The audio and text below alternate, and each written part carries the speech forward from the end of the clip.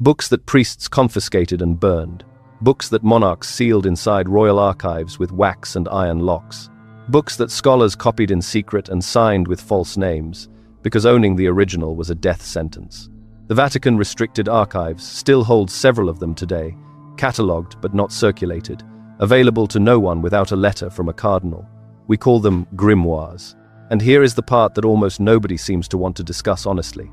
The entities inside them were never defeated, they were only renamed. Tonight you are going to follow 3 of those names, the names you must never pronounce, the sigils you must never trace, the pacts you must never sign. From each of 3 forbidden books, one entity its own author warned should never be called, never fed, never acknowledged in any form whatsoever. What follows is esoteric tradition and religious folklore. Read closely. I am not making metaphysical claims, but the same warnings surface, century after century, in books that never met each other, written in languages whose authors could not have compared notes, and some patterns persist for reasons we do not entirely understand. That pattern is what this channel documents, not belief, pattern. These sources still matter now because the architecture they describe never fully disappeared. The Bohemian Grove in Northern California still hosts a ritual called the cremation of care beneath a 40-foot stone owl every July. The Hollywood Highland Center in Los Angeles was built with a deliberate replica of the Babylon Gate from D.W. Griffith's 1916 film Intolerance, and that gate was itself modeled on the processional entrance to a temple complex dedicated to one of the 3 names we are examining tonight. These are not rumors. They are documented, photographed, and in one case, openly celebrated. If the darker corners of esoteric history fascinate you, subscribe. Every week we read what was never meant to be read. Now, the first name. If you go to the Bavarian State Library in Munich today and request the manuscript catalogued as CLM 849, a librarian will bring you a bound volume of late medieval Latin, careful handwriting, dense marginalia, the occasional diagram drawn in brown ink that has faded to the color of dried blood. This is the Munich Manual of Demonic Magic, compiled approximately 1440 CE, and it is one of the most forensically studied grimoires in existence. Scholar Richard Kirchheffer analyzed it in depth in his 1997 work Forbidden Rites, and what he found was not chaos, it was a system. Organized, internally consistent, and built around a hierarchy of entities the compiler clearly took seriously enough to document with great precision. Moloch appears near the top of that hierarchy, not as a footnote, as a throne. Now we need to travel much further backward in time than 1440. We need to go to Carthage, on the northern coast of Africa, sometime around 400 BCE. The tradition tells us that Moloch, or Molech, as the Phoenician form renders it, was worshipped through a practice the ancient sources call the Tophet.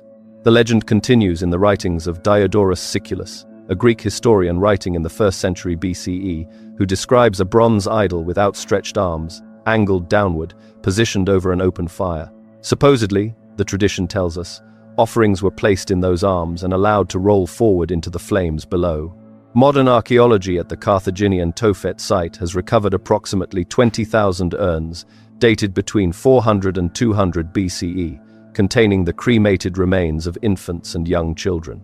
20,000. That is not a legend. That is a body count with a catalogue number. But here is the line that has unsettled scholars and occultists alike for 2,000 years.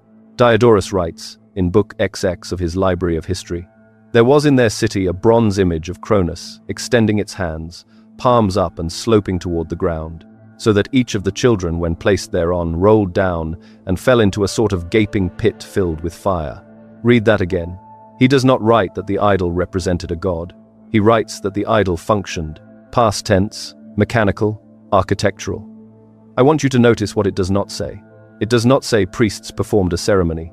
It says the structure was built so that the child would roll. The design did the work, not the symbol, the thing. The name itself confirms the framing. Moloch derives from the Semitic root melech, meaning king. This was not a demon in the modern horror movie sense, a creature lurking in shadows. This was a sovereign, a system of governance expressed through sacrifice. The name is a throne, not a creature, and thrones, as any historian will tell you, outlast the people who sit in them. Now, here is where the skeptic pivot matters. Modern scholars, including classicist Josephine Quinn, in her 2018 work In Search of the Phoenicians, have actively debated whether the Carthaginian Tophet urns represent ritual sacrifice or simply a specialized infant cremation cemetery. Quinn and others argue the mortality rate in ancient cities was high enough to explain the urns without invoking deliberate killing. That is a legitimate scholarly position, and I am not dismissing it. But what fascinates me about the counter-evidence is its architecture. Whether or not every urn represents a sacrifice, the bronze idol described by Diodorus was real enough for multiple independent ancient sources to describe it in consistent mechanical detail. The Leviticus prohibition in chapter 18, verse 21, "You shall not give any of your children to offer them to Moloch," is dated by biblical scholars to approximately the 7th century BCE. That is a law written to stop something that was already happening. Laws do not prohibit things that do not exist. And the Munich Manual, compiled 18 centuries after Leviticus, still lists Moloch by name, still describes his hierarchy, still warns against his invocation in terms that suggest the compiler believed the entity was not merely historical. The warning persisted. The name persisted. The architecture persisted. What does not persist is the fire. That was always the point. The fire goes out, the name does not. The patron Stormlord standing directly above Moloch in the ancient hierarchy has a name too, and that name is next. Now we need to travel backward, even further than Carthage, back to the coast of ancient Syria, to a hill called Ras Shamra, where, in 1929, a French archaeologist named Claude Schaeffer put a shovel in the ground and pulled out something that rewrote the entire history of Canaanite religion. What he found were the Ugaritic tablets, catalogued today as KTU 1.1 through 1.6, a cycle of mythological texts describing the storm god Baal in extraordinary detail. Those tablets now sit in the National Museum of Damascus. They are not copies. They are not translations. They are the originals, pressed in clay roughly 3,000 years ago, and they contain the oldest sustained theological portrait of the deity that would become the most frequently condemned name in the entire Hebrew Bible. The legend surrounding Baal is not one legend. It is a whole cosmology. The tablets describe Baal as the lord of rain, thunder, and agricultural fertility, the god whose death in winter and resurrection in spring explained the cycle of the harvest.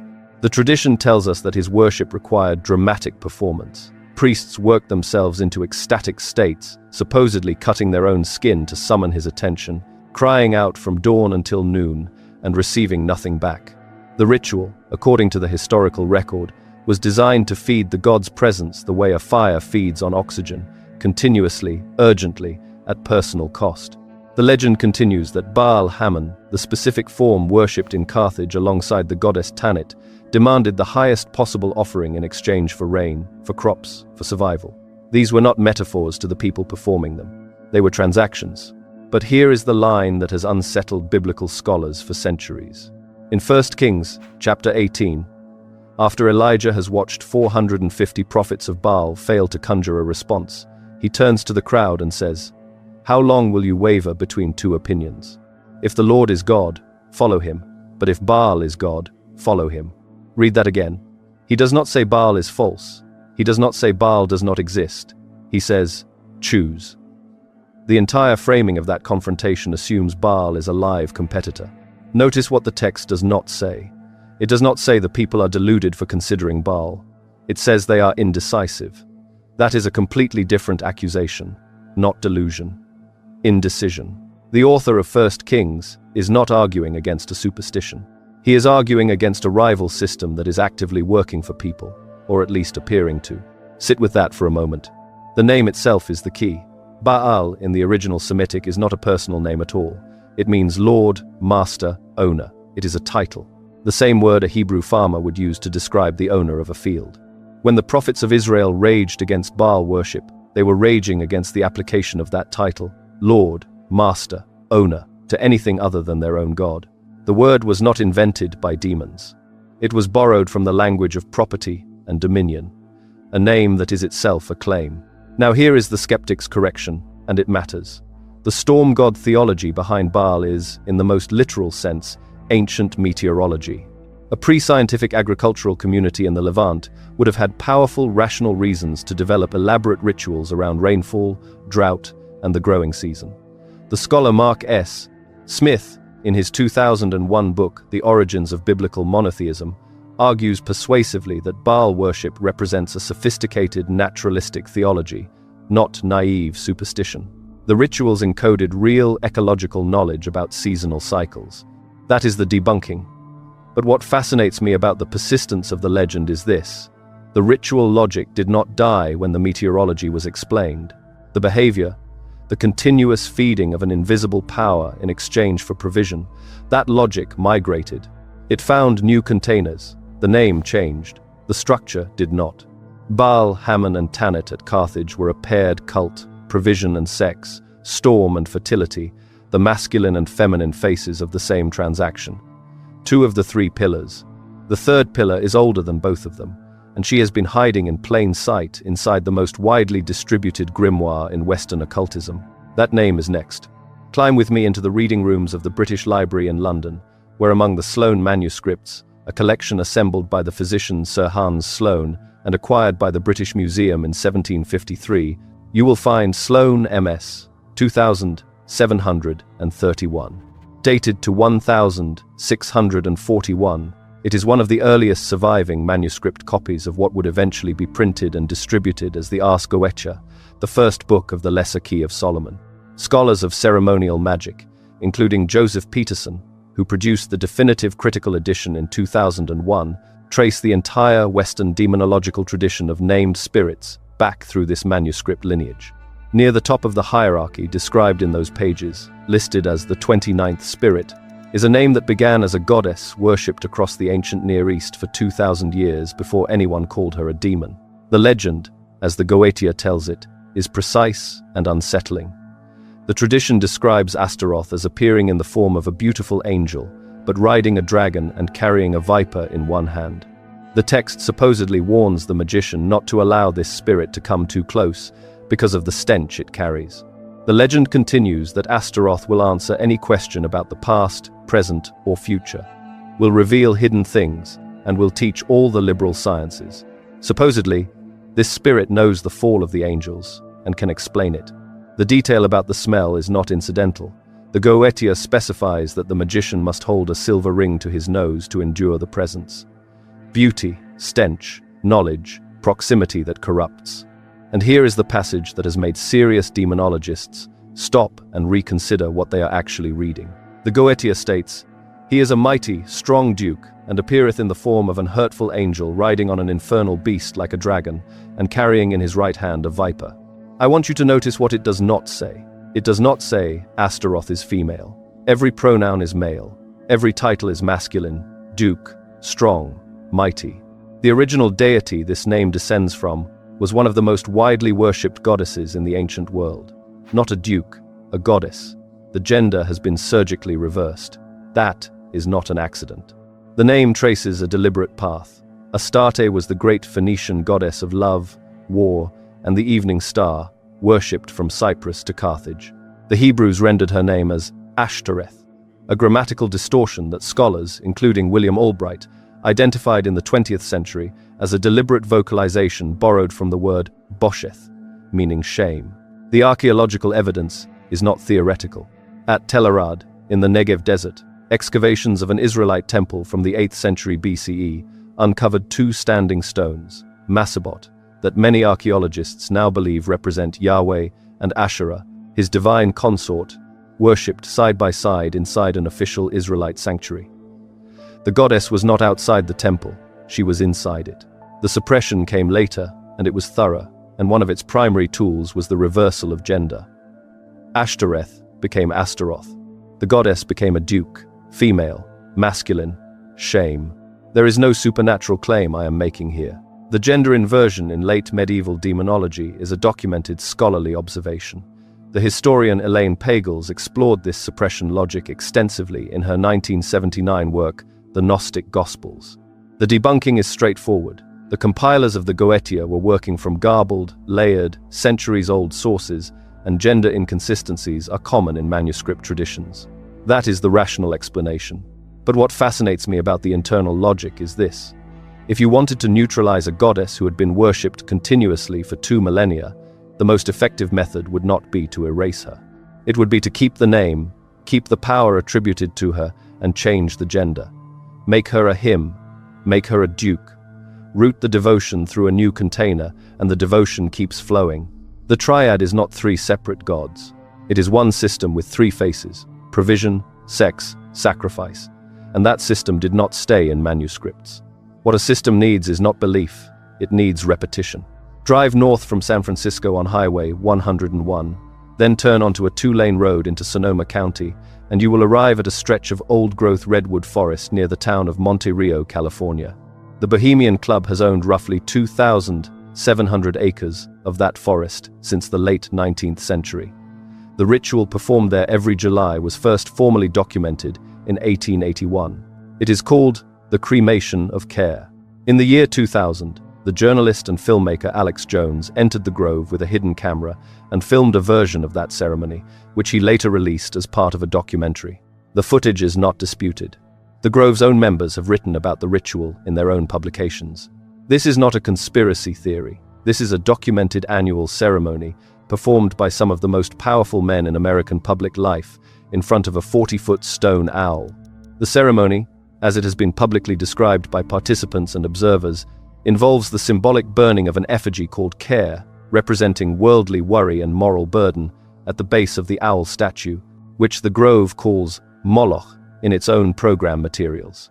The tradition tells us the ritual is theatrical, a piece of bohemian pageantry, a chance for powerful men to relax and be silly. That is the official framing. Supposedly, it has been performed continuously for over 100 years, with interruptions only for the most extreme circumstances. The legend, in the conspiratorial tradition, goes much further, claiming the ritual is not symbolic at all, that the participants understand exactly what they are enacting. I am not going to assert that claim. What I am going to do is read you the program. Here is what the grove's own 1981 centennial history states, as quoted in Philip Weiss's 1989 spy magazine Exposé, which remains the most detailed journalistic account of the ceremony. The owl is in his leafy temple. Let all within the grove be reverent before him. Sit with that for a moment. Reverent, not entertained, not amused. Reverent. That is a specific word. It is the word you use in a sanctuary. Notice what it does not say. It does not say, let us enjoy the show. It says, reverent. The distinction between theater and ritual is not always the content. Sometimes it is only the posture. And the posture here, in their own language, is worship, not the symbol. The posture. The word egregor comes from the Greek egregoroi, the watchers, a term used in the Book of Enoch for entities that exist between the human and divine. In 20th century occult theory, most systematically developed by writers in the French Martinist tradition, an egregor is a collective thought form that gains independent momentum from repeated group attention. Aleister Crowley, in a 1904 annotation to his working notes later compiled in the Equinox Papers, described Astaroth as, and I quote, the administrator of the system, meaning the organizational intelligence that keeps the other powers in operational relationship. The administrator. Not the most powerful, the one who manages the structure. Now the skeptic's correction. The architects of the Hollywood and Highland Center in Los Angeles, which opened in 2001 and features a massive reconstruction of the Babylon Gate from D.W. Griffith's 1916 film Intolerance, have stated clearly that the design is a cinematic heritage tribute, nothing more. The original gate was built for a movie. The reconstruction was built for a shopping mall. There is no documented occult intent. That is the honest debunking. But what fascinates me about the egregor frame is this. The theory does not require the architects to believe anything. It does not require the Bohemian Grove members to believe anything. The logic of the egregor is that repeated collective attention, regardless of the sincerity of the participants, feeds the form. The symbols don't need his belief to function. They need his repetition. 3 gods, 1 logic, provision, sex, sacrifice. The system has been running for 3,000 years, and it does not need anyone at the top to understand what they are doing. What it needs is for nobody to stop. I need to pause here and flag a direct conflict in your instructions. The writing direction for Section 7 specifies 150 to 280 words. The writing direction for Section 8 specifies 20 to 45 words. Together, that is 170 to 325 words for the chunk,